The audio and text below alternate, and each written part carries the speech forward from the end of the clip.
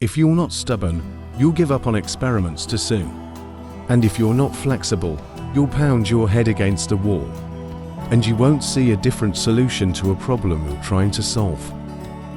If we can keep our competitors focused on us while we stay focused on the customer, ultimately we'll turn out all right.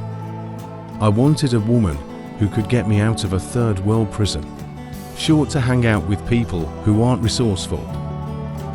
A brand for a company is like a reputation for a person.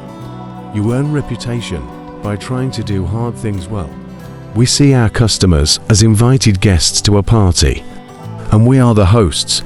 It's our job every day to make every important aspect of the customer experience a little bit better.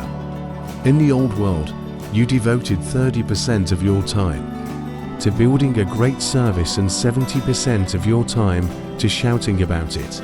In the new world, that inverts. If you decide that you're going to do only the things you know are going to work, you're going to leave a lot of opportunity on the table. People who love all fields of knowledge are the ones who can best spot the patterns that exist across nature. One of the things that I hope will distinguish Amazon.com is that we continue to be a company that defies easy analogy.